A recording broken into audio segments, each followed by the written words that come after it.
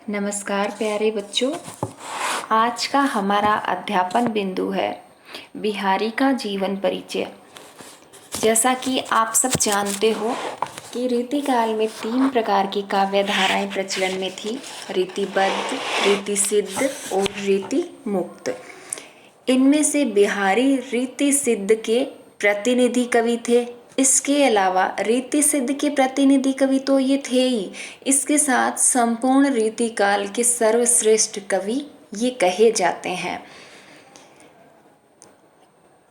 इनकी काव्य रचना है बिहारी सतसई। उसी एक रचना के बल पर बिहारी हिंदी साहित्य में अमर हो गए। यानी दूसरे जो रीतिकाल के कवि थे उन कवियों ने अनेक काव्य रचनाएं लिखी थी, लेकिन बिहारी ने केवल एक काव्य रचना लिखी, नाम था बिहारी सतसई। और उसी काव्य रचना के बल पर ये अमर स्थान के उत्तराधिकारी हुए, क्योंकि इनके अंदर काव्य प्रतिभा थी वो दूसरे कवियों से अलग प्रकार की थी। इनके अंदर इनके दोहे हैं वो अपनी व्यंजना के लिए प्रसिद्ध है। अगर हम हिंदी साहित्य के 10 सर्वश्रेष्ठ ग्रंथों को उठाएं तो उन 10 के अंदर बिहारी सतसई का नाम भी प्रमुख रूप से आएगा। रीति सिद्ध कवि थे। रीति सिद्ध कवि जैसे द्विजदेव, बिहारी, ये रीति सिद्ध कवि हुए थे। इनके अंदर भी सर्वाधिक प्रसिद्ध बिहारी कवि थे। हम बिहारी का जीवन परिचय पढ़ते हैं। रीतिकाल के सर्वश्रेष्ठ कवि बिहारी माने जाते हैं। इनका जन्म ग्वालियर में 1595 ईस्वी में हुआ था। इनके पिता का नाम केशव राय चौबे था। इनके पिता केशव राय निम्बार्क संप्रदाय के महंत नरहरि दास के शिष्य थे, जिन्होंने संस्कृत प्राकृत भाषा के ग्रंथों का सूक्ष्म अध्ययन किया था। और यही नरहरि दास है, ये बिहारी के भी गुरु थे। यानी इनके पिता के भी गुरु नरहरि दास थे और बिहारी के भी गुरु नरहरि दास थे। ओरछा छोड़ने के बाद वृंदावन आ गए ये, और वृंदावन आने पर बिहारी का विवाह ब्राह्मण परिवार में हुआ था। थोड़े दिन इन्होंने फारसी काव्य का अभ्यास किया और मुगल सम्राट शाहजहां और कवि रहीम के संपर्क में आए। शाहजहां की प्रभाववश ही बिहारी हिंदुस्तान का भ्रमण करते हुए जयपुर पहुंचे। यानी सबसे पहले बिहारी जो थे वो शाहजहां के संपर्क में आए थे, क्योंकि इनका जन्म तो ग्वालियर में हुआ। ग्वालियर के पश्चात ये ओरछा में रहने लग गए थे और उसके पश्चात इन्होंने ओरछा छोड़ दिया और वृंदावन आ गए। वृंदावन आने के पश्चात इनका विवाह वृंदावन की ही एक कन्या के साथ हो गया, जहाँ रहकर उन्होंने फारसी काव्य का अभ्यास किया। और उसी फारसी काव्य के अभ्यास कार्य के दौरान ये मुगल सम्राट शाहजहां और कवि रहीम दोनों के संपर्क में आए थे। तो शाहजहां ने इन्हें पूरा हिंदुस्तान भ्रमण करने के लिए कहा, और जब ये शाहजहां के कहे अनुसार हिंदुस्तान का भ्रमण कर रहे थे उस समय में ये जयपुर पहुंचे थे। इनके आश्रयदाता राजा जयपुर नरेश जयसिंह थे। ये जयपुर नरेश जयसिंह से उसी समय शाहजहां के प्रभाववश ही मिले थे। जयपुर नरेश जयसिंह अपनी नवविवाहिता पत्नी के प्रेम में इतने रसमग्न हो गए थे कि इन्होंने राजकाज की ओर ध्यान देना ही छोड़ दिया था। प्रजा की हालत कैसी है या फिर राज्य की हालत कैसी है, बाहर से आक्रमणकारी आक्रमण कर रहे हैं या नहीं, दरबार में क्या चल रहा है, जनता की हालत कैसी है, इससे राजा जयसिंह को कोई लगाव नहीं रह गया था, क्योंकि वो अपनी नवविवाहित पत्नी के प्रेम में आबद्ध थे। जब बिहारी जयपुर पहुंचे तो उन्होंने महाराजा जयसिंह की इस स्थिति के बारे में सुना, तो उन्होंने महाराज को अन्य उक्ति के माध्यम से एक दोहा लिखकर भेजा। दोहे में उन्होंने लिखा, नहीं पराग नहीं मधुर मधु, नहीं विकास इही काल, अली कली ही सो बंध्यो आगे कौन हवाल। अर्थात कवि ने यहाँ पर जो इसका अगर हम सामान्य अभिधा शब्द शक्ति से अगर हम इसका अर्थ निकालते हैं तो अभिधा शब्द शक्ति से इसका अर्थ कली और भंवरे वाला निकलता है। कि जो भंवरा है वह कली से ही बंधा हुआ है, तो फिर आगे उस भंवरे की क्या हालत होगी। लेकिन अगर हम इस दोहे का अर्थ व्यंजना शब्द शक्ति के माध्यम से निकालते हैं, इसका अगर हम व्यंजनार्थ निकालते हैं, व्यंग्यार्थ निकालते हैं, तब इसके अंदर इन्होंने भंवरे का प्रतीक राजा जयसिंह को माना है और कली का प्रतीक राजा जयसिंह की नवविवाहित पत्नी को माना है। तो इस दोहे के अर्थ को राजा जयसिंह समझ गए थे और वो इस दोहे को पढ़ने के बाद इतने प्रसन्न हुए कि उन्होंने बिहारी को अपने आश्रय में रहकर काव्य रचना करने के लिए कहा।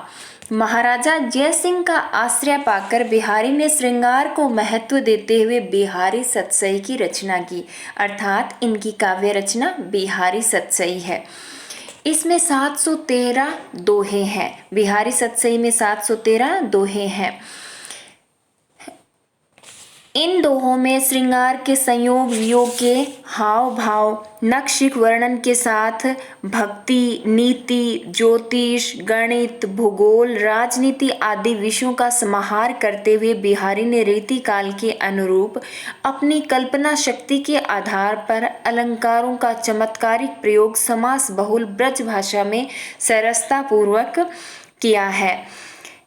इनका देहांत 1663 ईस्वी में हो गया था, यानी बिहारी का जन्म 1595 ईस्वी में ग्वालियर की केशव राय चौबे के यहाँ हुआ। इनके गुरु का नाम नरहरिदास था, जो कि इनके पिता के भी गुरु थे।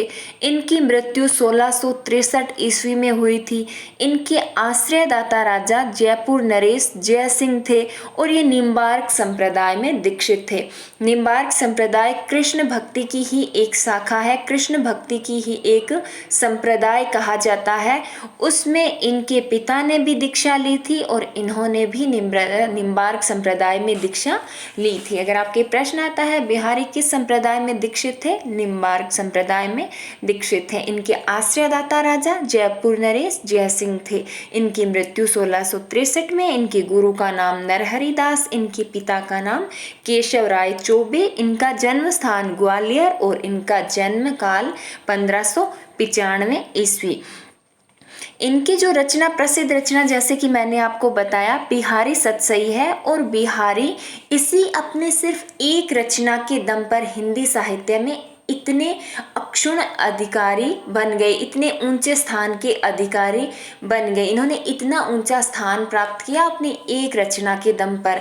ऐसा हमें दूसरी जगह अन्यत्र देखने को नहीं मिलता कि कोई कवि केवल अपनी एक रचना के दम पर इतनी प्रसिद्धि पा गया हो जितनी प्रसिद्धि कवि बिहारी को मिली थी। बिहारी सतसई के अंदर 713 दोहे हैं, अर्थात जो बिहारी सतसई है पूरी की पूरी दोहा छंद में लिखी हुई है। 713 दोहे हैं और बिहारी सतसई की जो भाषा है शुद्ध ब्रज भाषा है, यानी ब्रज भाषा के अंदर इन्होंने काव्य रचना की है। बिहारी सतसई के प्रमुख विषय श्रृंगार, भक्ति, नीति, ज्योतिष, गणित, भूगोल, राजनीति इत्यादि है। अर्थात कवि बिहारी ने बिहारी सतसई में सभी विषयों से संबंधित दोहे लिखे हैं, यानी इन्होंने कोई भी विषय नहीं छोड़ा है। जिस विषय पर इनकी दृष्टि गई उसी विषय के बारे में इन्होंने काव्य रचना कर दी। लेकिन अगर हम संपूर्ण बिहारी सतसई का अध्ययन करेंगे तो हमें इसमें देखकर पता चलता है कि इसका अंगी रस है वह श्रृंगार रस है, अर्थात सबसे ज़्यादा दोहे श्रृंगार रस से रिलेटेड इन्होंने श्रृंगार रस से संबंधित दोहे लिखे हैं।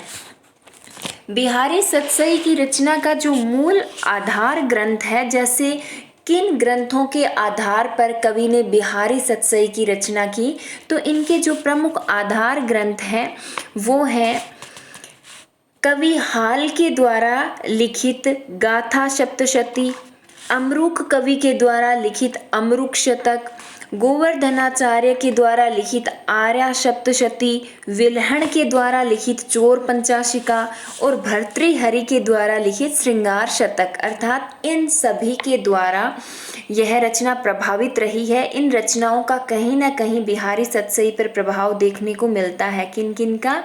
गाथा सप्तशती, अमरुक शतक, आर्या सप्तशती, श्रृंगार शतक और चोर पंचाशिका, इनका प्रभाव बिहारी सतसई में देखने को मिलता है।